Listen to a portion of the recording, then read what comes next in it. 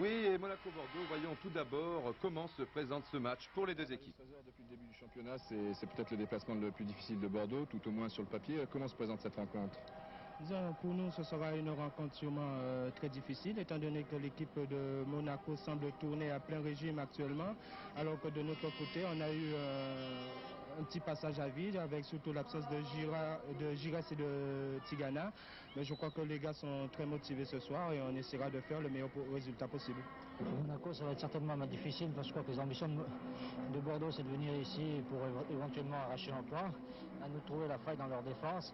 Je me souviens l'année dernière où ils avaient vraiment dressé un double mur, on n'avait pas réussi à la percer. Ça, on va essayer de faire un peu mieux. Les Monégasques ont largement dominé cette première mi-temps, mais à l'arrivée, ils ne se sont créés qu'une occasion de but. Cette occasion la voici, à la suite d'une erreur de Kourichi. Kouriol se trouve dans une position idéale.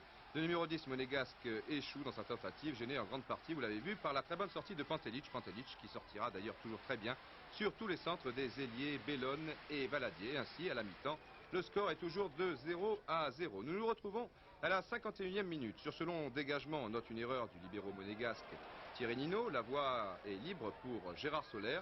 Puel s'interpose bien. Malheureusement pour Monaco, il pousse trop son ballon. Soler pour Gemrich qui a vu la Combe démarquer sur la gauche. But. Une reprise parfaite de l'avant-centre de Bordeaux, car vraiment, il n'y avait qu'un trou de souris entre le poteau et la jambe droite du gardien de but de Monaco, Jean-Luc Ettori.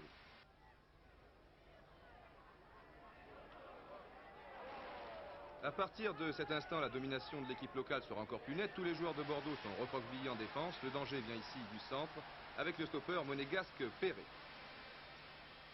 Nous voici maintenant sur le côté gauche, avec Bellone, mais Pantelic est aussi efficace que spectaculaire. Toujours 1-0 pour Bordeaux. Cette fois, on essaie du côté droit. Encore Bruno Bellone, mais encore Dragan Pantelic à la suite d'une tête de Perret. Revenons tenter notre chance vers le centre avec Kouriol, puis Edstrom pour Valadier. Et quand ce n'est pas Pantelic, c'est la transversale. Rien à faire. La réussite était du côté de Bordeaux, qui a pratiquement réalisé le match parfait. Malheureusement, les dernières minutes de cette rencontre seront marquées par quelques incidents. Kouriol lance Bellone, Trésor arrive, le joueur de Monaco ne se relèvera pas et tout le monde s'énerve. Sur le terrain, comme dans les tribunes. Pourtant, lorsque l'on revoit le ralenti, on s'aperçoit que Trésor, qui on le sait est un joueur très correct, joue vraiment le ballon. Il n'y a pas la moindre faute. Voilà, ce ralenti était dédié aux nombreux spectateurs qui ont stupidement injurié le libéro bordelais à la fin du match. Marius Trésor, on se retrouve donc 1h30 plus tard. Très bonne opération pour Bordeaux, c'est même inespéré, prendre 2 points à Monaco. Oui, je crois, disons qu'on était venu surtout pour faire un bon résultat. Bon, pour nous, le bon résultat, c'était au départ un match nul. Bon, là, on rentre à Bordeaux avec 2 points.